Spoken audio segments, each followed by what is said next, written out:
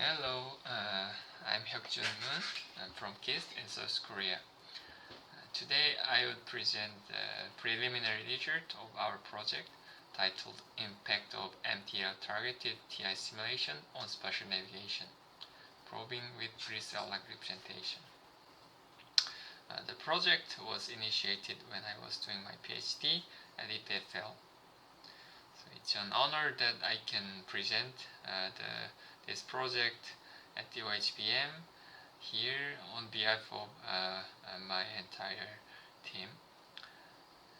As some of analyses are still ongoing, I may show additional data at the conference site in Glasgow. I'm looking forward to seeing you at the site, and I will be happy to discuss it with many of you.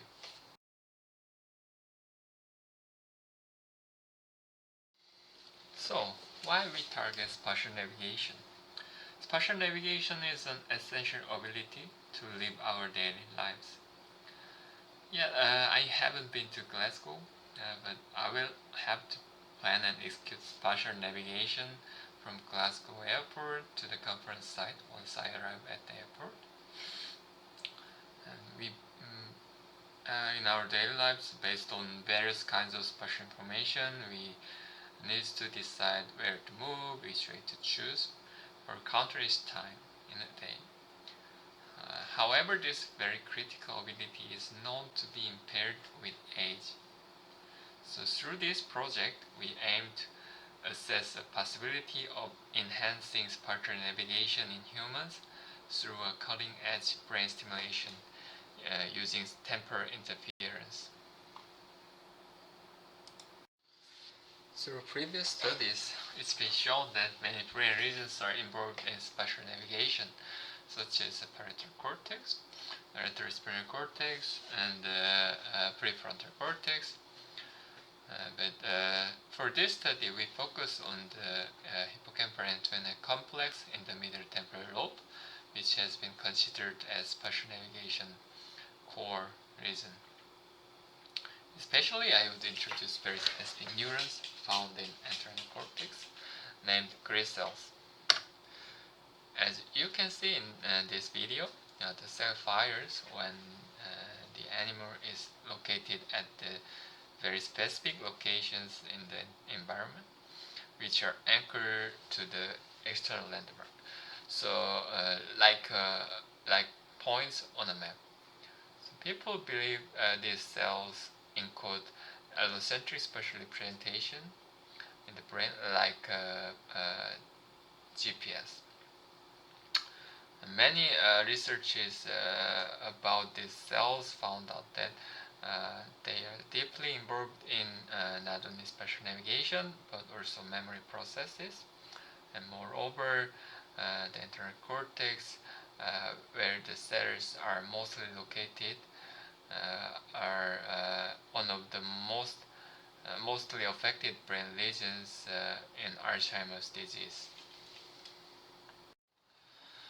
Although grid cells are very interesting research targets, as you should know, single unit recordings in humans are extremely limited. So, as an alternative, we used fMRI based estimation of grid cell-like activity. The technique was firstly suggested by Doyle and his colleagues in 2010. The idea is that more grid cells will fire when a subject navigates through grid-aligned directions, as indicated with these orange arrows in the figure, while less in the navigation during the navigation in the misaligned direction. And if fMRI bold signal really reflect the firing rate of the cell population, then this can lead to higher fMRI bold signals during navigation in aligned directions, and lower bold activity in misaligned direction navigations. Indeed, his work and some following works demonstrated the hexadirectional bold modulation in the human entorhinal cortex. So as you can see, so when they plot beta estimates in the entorhinal cortex ROI along to the heading directions, so we can observe this zigzag very characterize the up and down modulation of fMRI signals.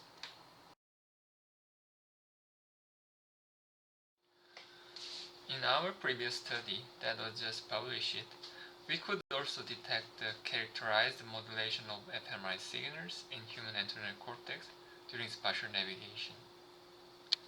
So in this project, we also used the same fMRI analysis pipeline to detect the estimate the grid cell-like activity non-invasively in human entorhinal cortex. Through the analysis, we can also compare the magnitude of the grid cell-like activity by comparing the amplitude of these characterized bold fluctuations. For example, here in this graph, so grid cell-like activity for A can be bigger than the activity for B. For the simplicity in this presentation, I will show this amplitude value as an fMRI proxy of grid cell-like activity, and I also call it grid cell-like representation or GCLR. Although many people believe that the hippocampal-entorhinal complex is a spatial navigation core region, it's been challenging to stimulate the lesion located in the deep brain. So conventional electrical stimulation can only lead to the non-specific stimulation over the very broad brain lesions. So some previous research often indirectly stimulate hippocampus by targeting parietal lesions functionally connected to the hippocampus. However, as introduced by two previous speakers, TI stimulation can allow us to directly stimulate hippocampal-entorhinal complex non-invasively but selectively.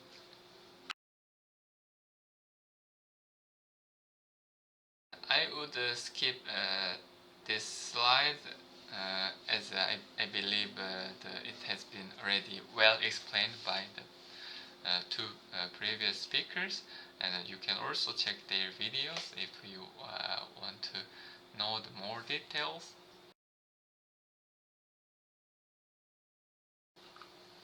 We use a similar protocol to the project previously presented by Elena. Again, I would not go into too much detail. So ITBS, a stimulation protocol with a 5 seconds idling period following of a 2 seconds stimulation burst, originally suggested to have a more excitatory effect. In addition, in this project we added a CTBS protocol, a continuous TBS stimulation without idling, so which was originally shown to have more inhibitory effects. We then compare three stimulation paradigm, ITBS, CTBS, and control. And of note, we apply the stimulation on right hippocampal-entorhinal complex with the subthreshold level of intensity.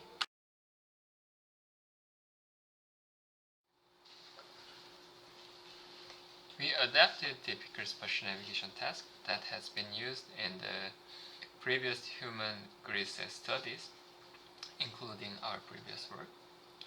So briefly, participants should memorize locations of objects in the arena, and then when the cued object is shown, they should retrieve its location and navigate back to its original location, and then the object will appear at its correct location, and they should collect the object and before starting the next trial. So they had to repeat this trials for 9 minutes.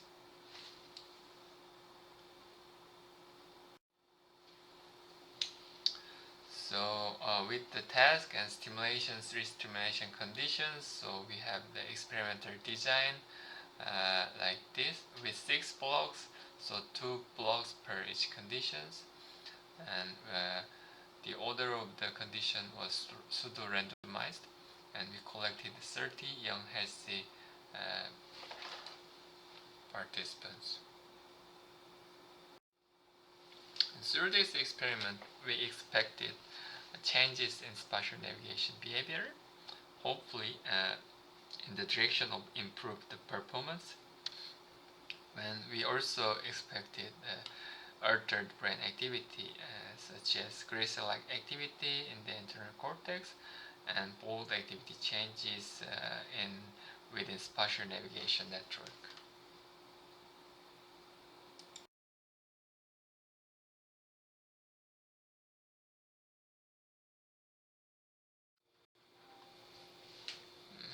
Interestingly, we found significant effect of stimulation on trial time. So their trial time was shorter in ITBS condition compared to the CTBS condition. It means they were better in ITBS condition.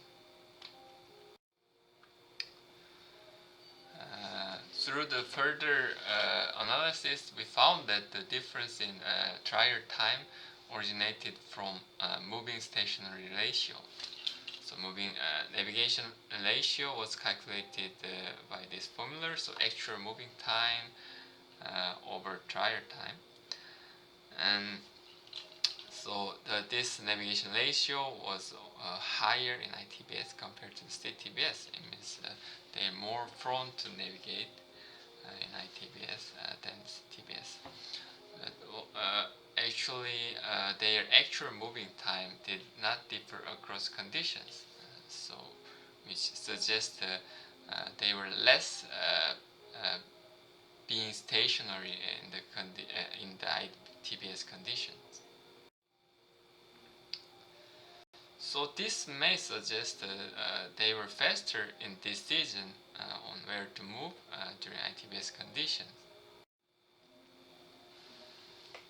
We also assessed other behavior performances, but we couldn't find any significant differences across conditions, such as memory accuracy, indexed by distance error, and navigation distance, which also reflects the efficiency of the navigation. So we found the impact of TIS on spatial navigation. So reduced trial time in ITBS compared to CTBS. So this can suggest improved spatial navigation in ITBS and CTBS, and or shorter trial time and higher navigation ratio in ITBS might also reflect the impact of TIS that possibly partially take the tendency to navigate and not to be stationary, meaning so they become more prone to navigate during the ITBS condition.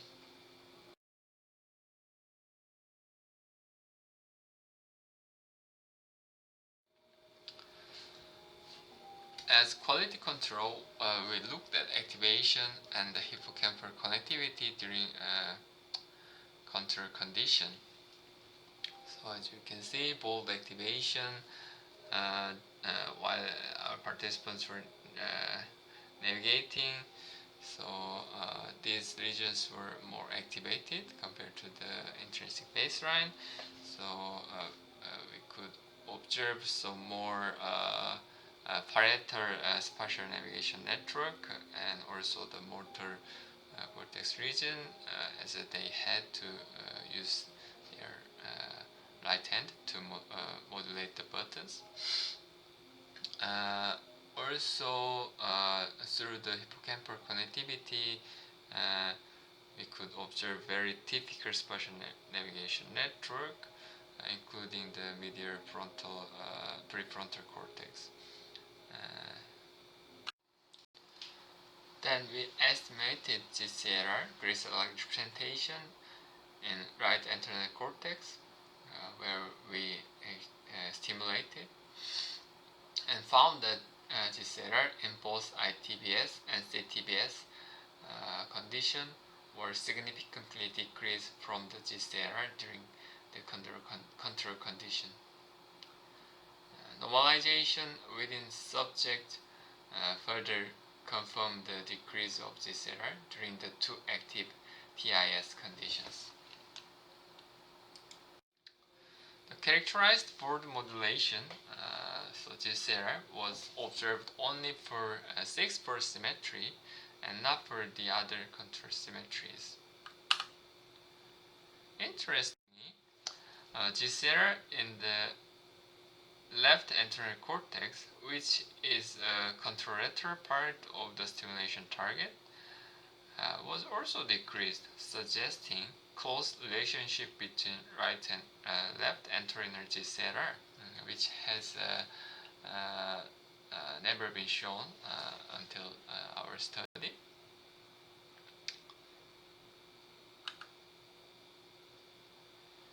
We also performed ROI analysis on right hippocampus ROI and assessed correlation between these betas with the behavior parameters, so trial time. Through the analysis, we found that right hippocampus beta during the test could explain the behavioral changes, the shorter trial time, and higher navigation ratio in ITBS than CTBS. As you can see, the bigger hippocampal activity during ITBS than CTBS, the faster trial time so they had, so trial time was reduced here, and also it's associated with higher navigation ratio during ITBS. So in summary, TIS on hippocampal entorhinal complex could modulate spatial navigation behavior.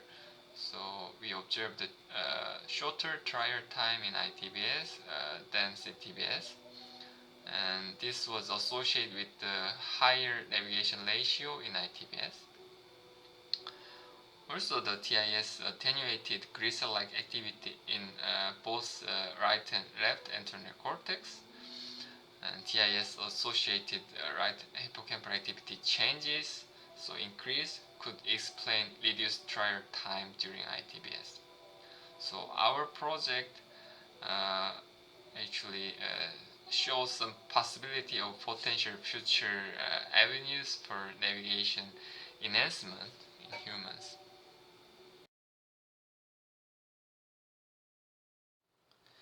I would like to express my special thanks to my entire colleagues, including to PIs who enabled this very interesting study.